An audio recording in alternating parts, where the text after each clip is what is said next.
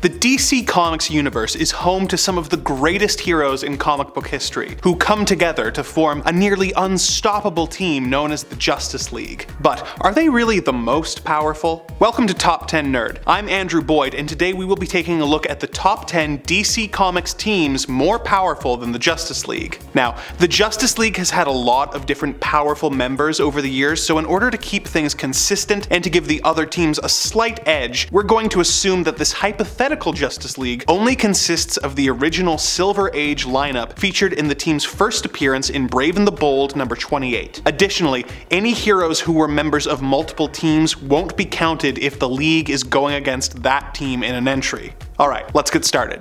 Number 10. Doom Patrol. This team of freaks were all victims of accidents caused by the scientist Niles Caulder. These accidents made the team members outcasts, but also granted them amazing powers, which made them capable of amazing feats. They also have members who would match up well against many members of the Silver Age Justice League. Their leader, Niles Caulder, has a tactical brain that rivals that of Batman. Lucius Reynolds can wield magic and is capable of pyrokinesis, which could make him a problem for Martian Manhunter and could dehydrate Aquaman, who in the Silver Age needed to be exposed to water every hour. Danny the Street could make himself a yellow, inescapable void, thus trapping Green Lantern. One of Kay Chalice's personalities can see the future, making her a good candidate to go up against and counter Flash's super speed. Elastigirl's power to grow to huge heights is similar to Wonder Woman's recurring villain Giganta, making them a good matchup, and Negative Man can produce radiation, which he recently used in the latest World's Finest run by Mark Waid to imitate the effects of Krypton's red sun, meaning that he could depower Superman. He could also use this power to give Batman cancer, so all in all, the Doom Patrol is not to be trifled with. Number 9. The Teen Titans. A team consisting of the various sidekicks and young heroes of the DC universe, many fans would assume that the Justice League would have no trouble taking out this team. But I would argue that the Silver Age version of the team is less powerful than most of the more infamous Titans lineups. I mean, Silver Age Batman is the guy who wore a different colored bat suit every night to try and distract criminals from Robin's broken arm. In a fight between him and Nightwing, Tim Drake, or Damian, I would put my money on any of the Robins who have been on the Titans 9 times out of 10. Silver Age Martian Manhunter's weakness is fire? Well, good luck with Starfire. Superman would probably pair up best against Raven, whose magic would give him some trouble. Miss Martian's mind control would be effective against Green Lantern. Between members like Cyborg, Supergirl, Power Girl, and Beast Boy, I think Aquaman and Wonder Woman could be handled. The only leaguer I'm having trouble with is the Flash. Any ideas? Let me know in the comments. Number 8.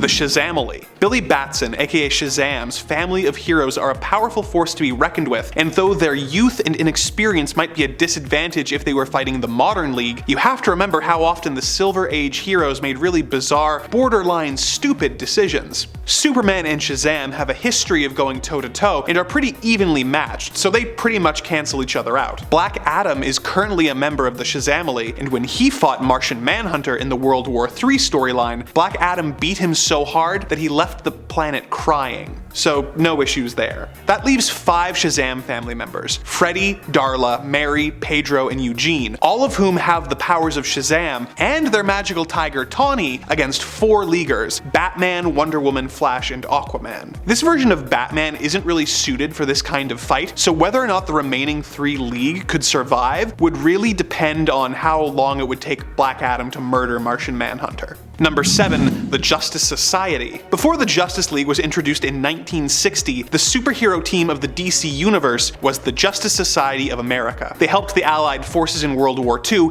and have helped to keep the world safe ever since. This team gets a lot of points against the League due to the technicality we established in the intro. Wonder Woman, Batman, and Superman were all members of both teams, so won't be considered in this hypothetical matchup. While that removes a lot of the League's heavy hitters, the JSA is still left with a considerable roster that would make them a nightmare for the remaining leaguers. Black Adam is a member of this team as well, so as stated before, he could handle Martian Manhunter like he did in the World War III storyline. In a fight between Silver Age Aquaman and Hawkman and Hawkgirl, Arthur Curry is coming out of it as fish food. The JSA has their own Flash and Green Lanterns in the form of Jay Garrick and Alan Scott, so that would put the JSA on almost even footing. But once you include additional members like Blue Beetle, Cyclone, and Atom Smasher, and Mr. Terrific, I think the JSA takes it through sheer numbers. Number 6. Young Justice. Yet another beloved team of young heroes who were mostly sidekicks who formed their own team, Young Justice wouldn't last long against the modern Justice League, but once again, you have to take into account the weaknesses inherent to the Silver Age versions of the characters. For example, while you might assume that the first Aquaman, Arthur Curry, would wipe the floor with the new Aquaman and former Aqualad, Jackson Hyde, the Silver Age version of Arthur wasn't summoning leviathans or causing tidal waves, he was riding dolphins and hanging out with an octopus named Topo. As I said in the Titans entry, Tim Drake vs Silver Age Batman is no contest. Teen Lantern might not be a match for Green Lantern, but if any member of the team simply painted themselves yellow, they would probably be fine.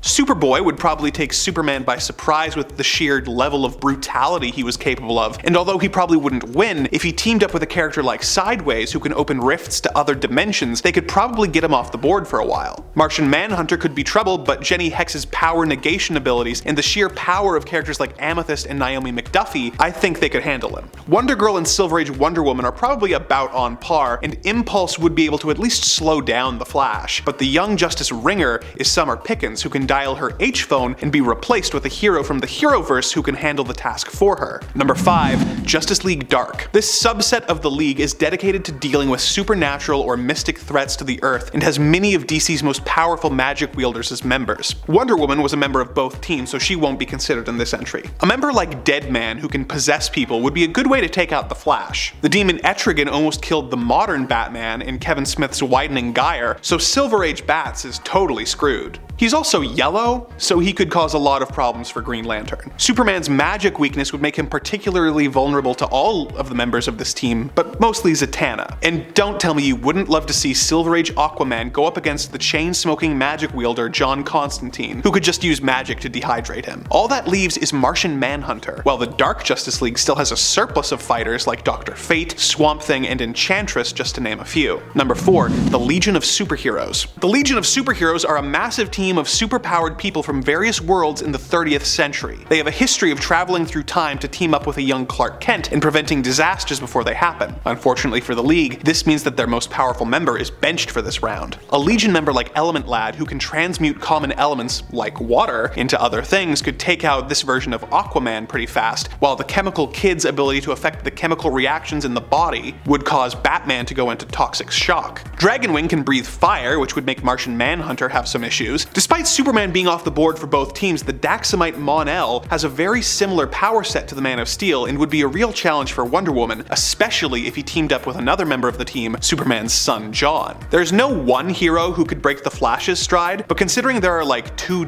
Legion of Superhero members I haven't mentioned, the Legion would take this fight over the original Justice League through sheer numbers. Number 3. The Batfamily. So obviously Batman is off the table for this pair-up of the League versus the various sidekicks that Batman has trained over the years. While I don't think that the modern Batfamily could take out the original League in open combat, their experience over the years in guerrilla tactics and their access to a Bat computer full of plans designed to take out way more powerful versions of the League's heroes would give them a definite edge. But even if we take away those plans as they were developed by Batman, the Batfamily has the know-how to formulate effective contingency plans of their own. In the recent Robin and Batman miniseries, we learned that coming up with plans to take out superpowered beings was one of the first lessons Dick Grayson was taught when he was introduced to the Justice League and the Teen Titans. Characters like Tim Drake and Damian Wayne have shown a keen tactical mind, with Damian repeatedly bragging about how he would plan to take out the superheroes of the League. These Robins, teamed with other members like the various Batgirls, Batwing, Signal, and Huntress, would be more than smart enough to come up with their own plans to take out the Silver Age heroes of the League. We know they have access to kryptonite, although Damian claims to have a plan to defeat Superman in the comics that is magic-based. Dick Grayson beat up Green Lantern as a child in All-Star Batman and Robin after painting an entire room and himself yellow, so Nightwing would have no issues as an adult going up against the Silver Age version of the character.